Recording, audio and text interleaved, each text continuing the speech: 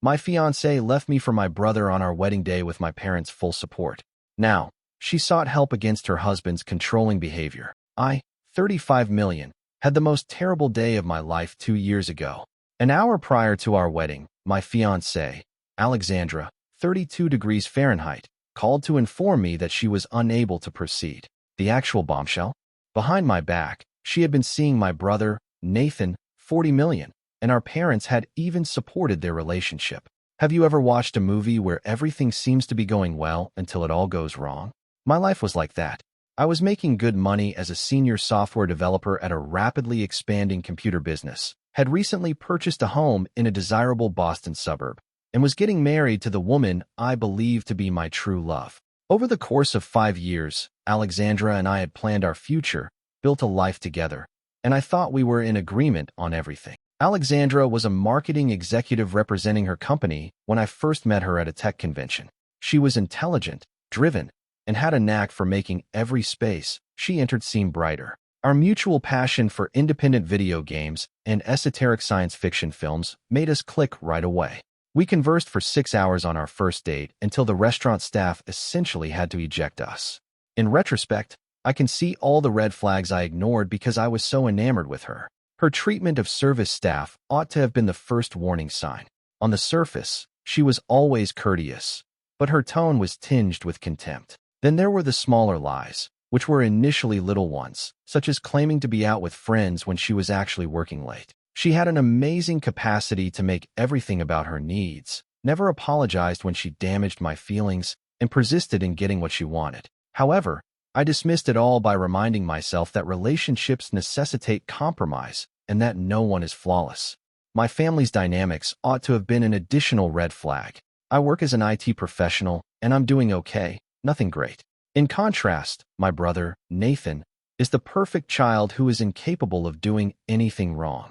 He is a successful businessman who, after graduating from college, founded his own IT company, which by his early 30s had grown to be worth millions of dollars. Why can't you be more like Nathan? Or, Nathan would have done it this way, were common refrains when I was growing up. My parents, who are both in their 60s, never attempted to conceal their partiality. I recall a Christmas when I was 15 years old. My parents' old coffee machine was breaking, so I spent the entire year saving money to get them a really excellent one. After arriving late for Christmas dinner, Nathan gave them an envelope and declared that he had purchased a cruise for them. They spent the remainder of the evening savoring cruise brochures while my meticulously wrapped coffee machine sat forgotten beneath the tree. That was only one of many examples. Every move I made was questioned because it wasn't what Nathan would have done, and every accomplishment I made was evaluated against his success. I should have seen Alexandra's eyes light up when Nathan told her about his business endeavors when I first introduced her to my family. I should have seen how she progressively began to get closer to him during family get-togethers, and how their discussions seemed to become more in-depth and personal. However, I was too preoccupied with organizing the wedding and envisioning our future together to notice it. Like all previous important days, the wedding day began as usual. I felt both anxious and eager. Alexandra had fallen in love with the gorgeous vineyard location we had selected, which was outside the city and offered a breathtaking view of the mountains. The flowers, the music, and the meticulously prepared meal that had taken months to perfect were all ready. My phone rang that morning while I was standing in my hotel room, fiddling with my tie for the 100th time. Alexandra informed me she couldn't marry me in a chilly, almost clinical voice. Then the actual bombshell arrived. Nathan was her genuine love. She sounded unapologetic. She merely stated that she needed to follow her intuition. As she described how she and Nathan had been dating for months, I stood there with my hands shaking so much that I could not hold the phone. She hoped that one day I would comprehend, that they had attempted but were unable to fight their emotions. The worst part is that I found out my folks already knew. When I arrived at the location to handle the repercussions, Nathan had informed them that morning. They were too busy attempting to manage the situation to spare me disgrace, instead choosing to warn me with the bold suggestion that perhaps it was best. My mother, Catherine, 62 degrees Fahrenheit, said, "You wouldn't want to marry someone who doesn't love you." My father simply nodded, more concerned with the opinions of their golf club acquaintances than with his son's struggles. The hours that followed were a haze of canceled vendors, perplexed guests, and pitying glances. While I sat in a back room, still wearing my wedding suit, trying to comprehend how my entire life had fallen apart in one morning. My best man attempted to take care of the practical details. My parents informed guests who had already arrived, all dressed to the nines, that there had been an unfortunate situation and the wedding had been canceled. I didn't realize the full scope of their betrayal until months later. I learned through a mutual acquaintance that my parents had actively pushed Alexandra to leave me for Nathan. They had assured her that she would have a better life with Nathan and that she was too good for me, promising to provide for her financially if she decided to choose him over me. For months, they had been planning this behind my back while grinning at me and assisting with the wedding preparations. The friend shared with me text conversations in which my mother set up accidental meetings between Nathan and Alexandra, giving them chances to hang out. My mother had informed Alexandra that Nathan had always harbored feelings for her and that they would be a better fit. Knowing how significant Alexandra's career goals were, my parents even offered to help her launch her own marketing consultancy if she decided to go with Nathan. I walked away from everything that day. I moved to a distant state, quit my job, and stopped communicating with my family. I updated my email, my phone number, everything. I couldn't bear to live in the house I had purchased with all the memories, so I let the bank foreclose on it. The awkward interactions with mutual acquaintances who were at a loss for words and the pitying glances from coworkers who had been invited to the wedding were too much for me to bear. My therapist, whom I began seeing to cope with the trauma of it all, was the only one I continued to communicate with. She assisted me in realizing that what I had gone through was a significant betrayal by everyone who was meant to love and care for me, not just a failed relationship. We unraveled how my parents' partiality had influenced my relationships and sense of self as we worked through the years of family dynamics that had brought us to this place. Although they haven't been easy, the last 2 years have been essential. I rented a modest apartment in a peaceful area, got a new job at another computer business in Denver, and began gradually re-establishing my life. Through a local hiking group, I gained new friends who welcomed me for who I am now and didn't know anything about my background. I began meditation, worked on my mental health, and discovered how to be content on my own. I even hesitantly resumed dating. Just casual dinners and coffee meetings, nothing serious. Every date made it clearer to me that Alexandra's behavior and the toxic relationships in my family were more important than my personal value. I discovered how to follow my gut and recognize warning signs in others rather than justifying them. I poured myself into new tasks at work, which led to a promotion and the appreciation of my coworkers. For the first time in my life, Nathan's accomplishments were not being used to gauge my own. I could just produce my best work and be myself, and that would be plenty. My newfound acquaintances appreciated me for who I am, not for what they believed I ought to be. I believed that chapter of my life was finally over. I had a good group of friends, was doing well at work, and was even considering purchasing a home once more. Without the looming specter of my family's expectations, I had established a new life for myself, one that was based on my own terms. Then Alexandra arrived at my door last week. First update. Last week, I nearly didn't recognize Alexandra when I opened my door and saw her standing there. The slick, self-assured marketing executive I had known was gone. Someone who appeared to have not slept well in weeks took her place. Her once flawless makeup was unable to cover up the heavy circles under her eyes, and her fancy attire had been swapped out for a simple sweater and trousers. When I allowed her in, she was trembling, not from the chilly Denver night, but from what I soon discovered to be ongoing anxiety. She told me everything while we sat in my living room, the space where I've been reconstructing my life for the past 2 years. As my parents had predicted, her marriage to Nathan had begun happily ever after. He lavished her with costly presents, helped her launch her own marketing firm, and purchased her a home in Boston's most affluent neighborhood. However, the dream soon became a nightmare. It turns out that underneath his endearing facade, Nathan is precisely who I always believed him to be. Everyone's favorite wealthy, charismatic businessman is a skilled manipulator behind closed doors. Alexandra talked about how he gradually took over every part of her life. It started out with suggestions on her business choices. Demands concerning who she could collaborate with followed. He eventually took a seat on the board of her business and was given the last word on all contracts. She described the gaslighting to me, including how he would move items around their home and claim she was responsible, how he would contradict their conversations from a few hours prior, and how he would tell their acquaintances she was losing her mind anytime she attempted to confront him. The worst thing? Everything was made possible by our parents, particularly our mother, Catherine. Alexandra wiped away her tears and remarked, "Your mom tells me I'm lucky to have Nathan and that I need to try harder to make him happy. That's just how successful men protect their interests," she responded when I informed her about his threats to steal everything if I left. Hearing about their son, my nephew, who is now entangled in all of this, was more heartbreaking than Alexandra's tragedy. Alexandra claims that even though he is only 18 months old, Nathan is already acting in a domineering manner toward him. Nathan has very stringent restrictions regarding everything, including the baby's playthings, colors, and when he can sleep. If the infant cries during his crucial calls, he becomes irate and accuses Alexandra of not managing him properly. She started crying when I brought up the subject of a potential divorce. Nathan has stated unequivocally that he will ruin her if she leaves. He has the resources, the contacts, and above all, the backing of our parents. He has vowed to deny her custody of their son, force her to pay for her legal bills, and make sure she never again works in marketing. She came to me for that reason, to testify in court. She needs someone who is aware of the reality about our family, someone who can discuss Nathan's actual character, the pattern of deception, and the enabling actions of our parents. She believes that my evidence could support her cause, particularly with relation to custody. "No," I replied. I didn't argue or yell. I simply informed her that I couldn't assist. I'll probably never forget the expression on her face. The difficulty is that I've learned in therapy for the past 2 years that I'm not in charge of solving other people's problems. I put a lot of effort into setting limits and removing my family's poisonous influence from my life. My phone was overflowing with texts the following day.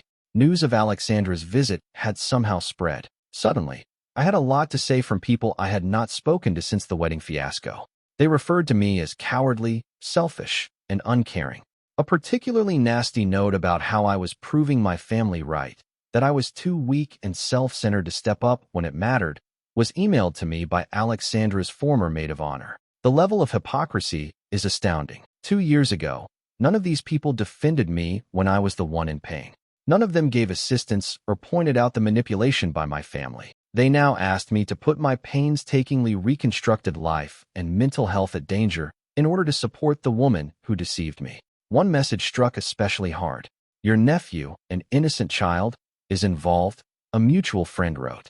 "Alexandra doesn't deserve to suffer for everything he did to you. And that's the reason I can't sleep at night. That young boy is on my mind all the time.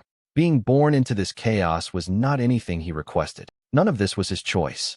He is growing up in a home that might leave him permanently scarred if what Alexandra says is accurate, which I think is, based on my experience with Nathan. I understand what it's like to be raised in Nathan's shadow. Will things go worse for his son? However, becoming involved would require me to reintegrate with my family. It would entail dealing with Nathan once more, enduring the manipulation of our parents, and possibly being the object of my brother's retaliation. I might lose everything I've worked so hard to build over the last 2 years. I am therefore at a crossroads. Do I uphold the limits I've worked so hard to create, putting my stability and mental health first? Or should I put everything on the line to save a defenseless child from the same toxic family dynamics that harmed me? To be honest, I have no idea what to do. My therapist advises me to carefully consider what I can contribute in a practical way without endangering my own health. However, every time I attempt to reason with it, I see the image of that young boy. I need your opinion, Reddit. Am I being self-centered by not offering assistance? Or should I defend the tranquility I've at last discovered? What exactly would it look like to assist my nephew without getting sucked into the family conflict again? Second update. A week has passed since my last report, and things have become worse in unexpected ways. My family seems desperate to pull me back into their insanity, even though I hoped that ignoring everything would make it go away.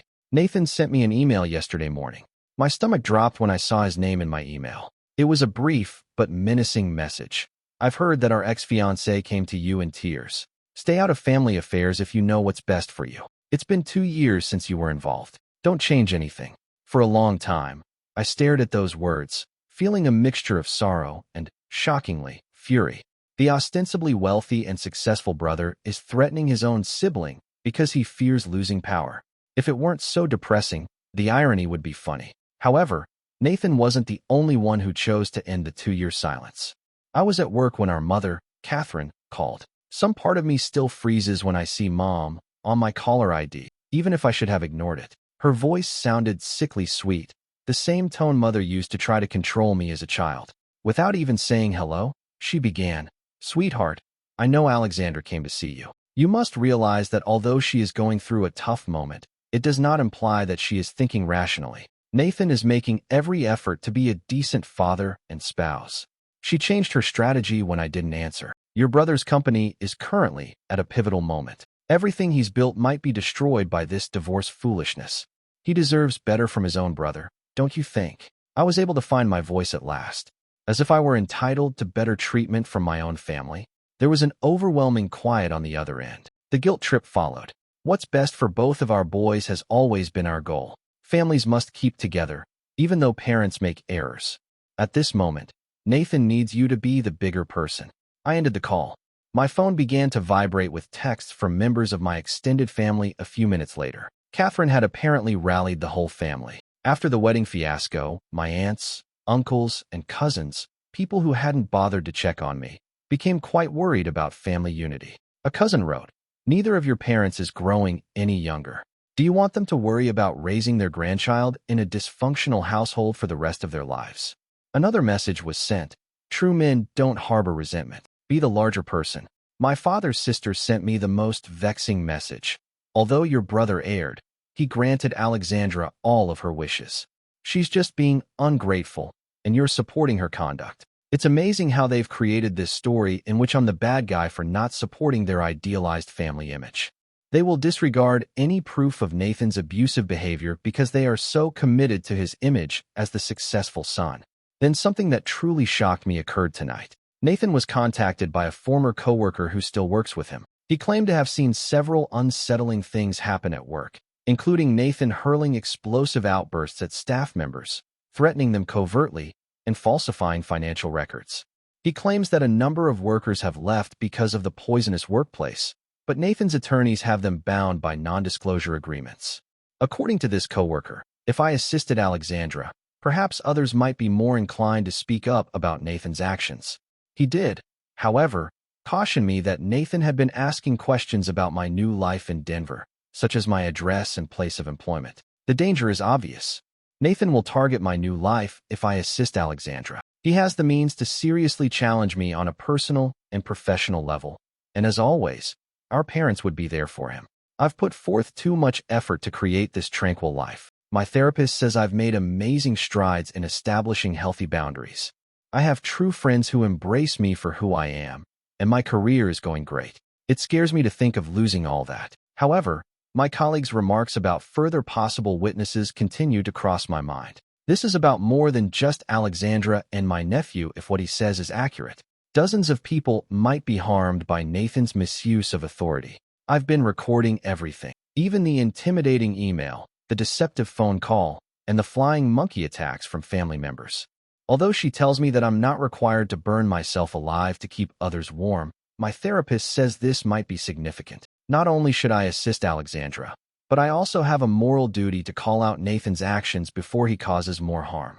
But am I prepared for the impending storm? I need your advice. Reddit. How can you oppose someone who has all the resources, family support, and power on their side? And is it worth putting everything I've rebuilt at risk in order to act morally? Third update. I struggled with what to do for several restless nights after my last update. Though not in the manner anyone had anticipated, the matter has settled itself. I want to tell you everything that transpired and the reasons behind my decisions. I must first clarify a crucial point. I had a breakthrough session with my therapist following Catherine's deceptive call and Nathan's threatening email. We talked about how my family has always followed the same pattern. Incite a problem, put pressure on me to resolve it, and then utilize my assistance to keep their poisonous system in place. She made it clear to me that getting directly involved would only make this cycle worse. But she also made a very important point. There are ways to help that don't involve me re-engaging with my family's manipulation or sacrificing my mental health. That's when I decided what to do. I sent Child Protective Services a thorough, anonymous report. I didn't make this choice lightly. I spent 3 days compiling all of the information I had, including screenshots of the family's nasty texts, emails, text messages, and Nathan's threatening letter. I incorporated all of Alexandra's information regarding Nathan's domineering actions toward their son. I described how our family has a history of condoning abuse and hiding issues in order to keep up appearances. The report covered more ground than merely the current state of affairs. I gave background information on Nathan's manipulative tendencies and how our parents have traditionally condoned his actions. I gave specific examples, such as how they concealed his college drunk driving episode, how they settled a former employee's harassment lawsuit, and how they have continuously exploited their resources and connections to shield him from repercussions. Additionally, I sent proof of possible financial irregularities that my former coworker had brought up.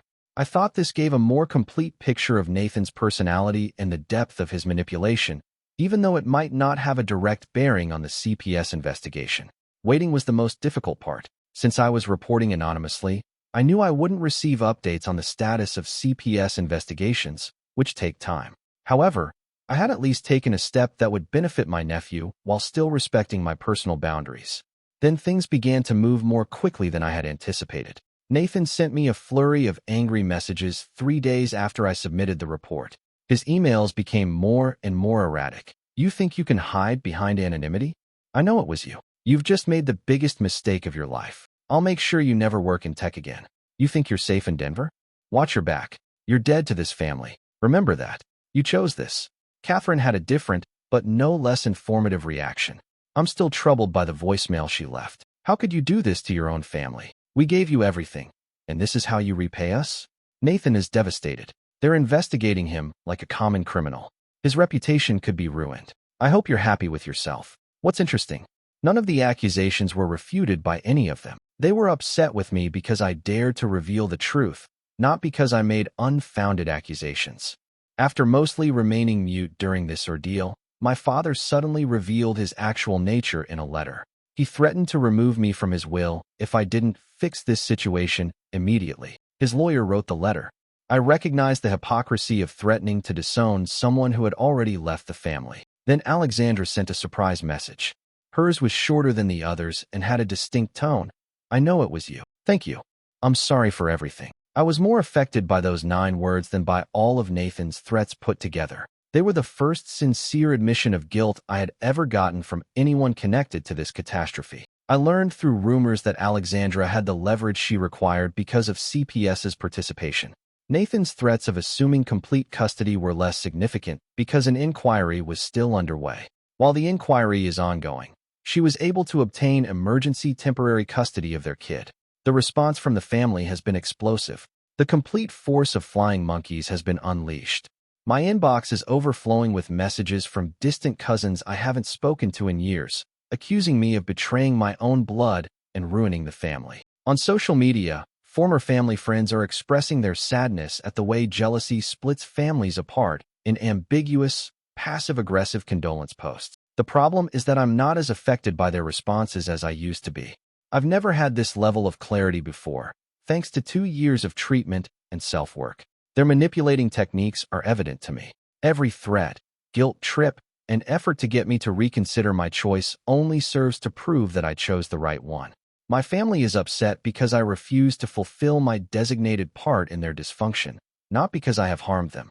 My therapist pointed out I violated the pattern they have been using for decades by opting to safeguard my nephew through legitimate procedures instead of taking part in their cover-up. The fallout has been dramatic but illuminating. I've had to react to the circumstance by taking a number of measures to make sure they were aware of any threats. I first alerted the security people at my employer about the probable harassment. In order to safeguard myself against any possible reprisals, I also started working with a lawyer. I've had to keep my social media presence totally secret and bolster my personal security measures because of the situation. I didn't want to perform these actions, but they were essential for my security and comfort. But I've also received unanticipated help. A number of cousins who had previously remained silent have privately expressed their pride in me for confronting the family. I've received calls from 2 of Nathan's former workers who want to provide statements in favor of Alexandra after hearing the whole story. Even some old friends who had previously condemned my choice have changed their minds. Above all, I am comfortable with my choice. Yes, there may be repercussions. Nathan may attempt to undermine my career. The family may actually carry out their threats. However, I'm not basing my decisions on my fear of their reactions for the first time in my life. Whoever messaged me and said that I'm taking the coward's way out by reporting anonymously rather than going up to him personally, you're missing the point. This has nothing to do with conflict or retaliation. It was about figuring out how to support them without putting my own mental health at risk or being entangled in their poisonous relationship again. I have no idea what will occur next. Custody disputes can last many months or even years, and CPS investigations can take many different paths. However, I am aware that I upheld my personal boundaries while doing everything I could to protect an innocent youngster. I discovered a technique to assist without having to burn myself alive to keep others warm. Thank you to everyone who has been reading this narrative and giving guidance. I learned from your encouragement that sometimes doing the right thing doesn't mean being the most dramatic or combative. Sometimes it comes down to figuring out how to protect yourself while yet bringing about change. Keep in mind that you don't have to choose between defending yourself and assisting others if you find yourself in a similar circumstance. Even if it isn't immediately apparent, there is frequently a middle ground. Furthermore, just because you were born into poisonous family systems doesn't mean you have to keep them up. Let me conclude by saying I believe that the worst thing that could happen to me was losing my fiancée to my brother 2 years ago. I now see that it served as the wake-up call I needed to escape a dysfunctional family structure. Your lowest point can occasionally serve as the starting point for a better existence. My last update will be this one. I believe I made the proper decision for myself and my nephew, regardless of what occurs next.